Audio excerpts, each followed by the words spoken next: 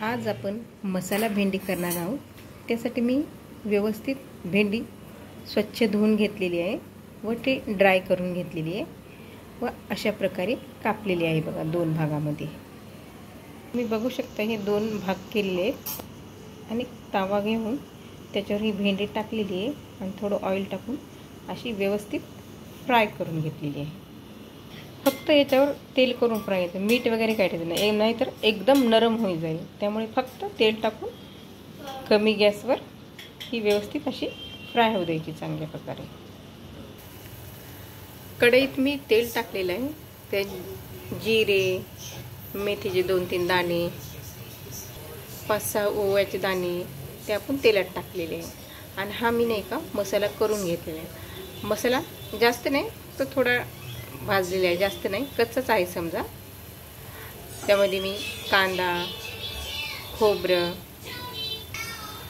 2-3 बेडगी मिरची, अद्रक, लसूण हा मसाला मी मिक्सरमधून अगदी बारीक पेस्ट करून घेतलेला आहे व ह्या तेलाच्या फोडणीत टाकलेला आहे।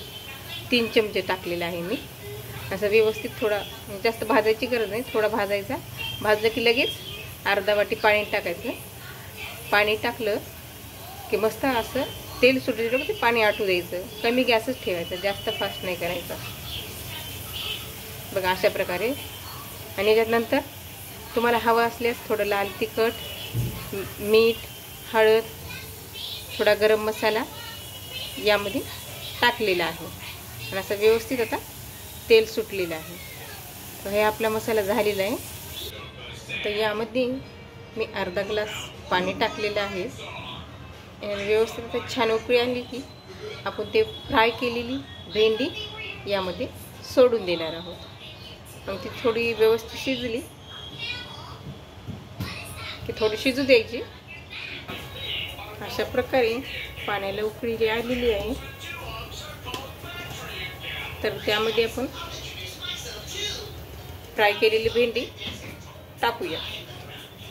यामध्ये आता मी भेंडी सोडलेली आहे आणि थोडं 5-10 मिनिट आपण गॅस स्लोच ठेवूया, शिजू देऊया।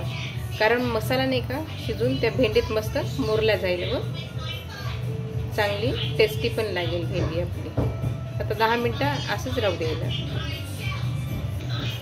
मसाल्यामध्ये बेडगी मिरची टाकली, कलर पण छान येतो आणि दिसायला पण छान दिसते आपली भाजी। मसाला तयार करताना बेडगी मिरची आणि खोबरं एका थोडं कोमट पाण्यामध्ये भिजत घालायचं 10-15 मिनिटं आधी। मग त्याने व्यवस्थित ते भिजेल आणि मस्त ग्राइंड होईल मग मिक्सरमधून। असा व्यवस्थित रेड कलर येईल।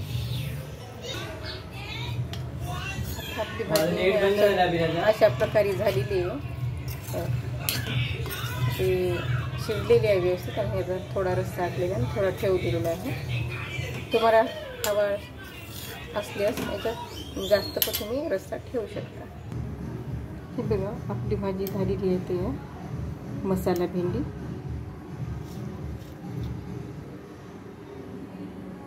तुम्ही ही भाकरी चपातीसोबत खाऊ शकता, छान झालेली आहे। एकदा नक्की ट्राय करा। तुम्हाला कशी वाटली नक्की सांगा।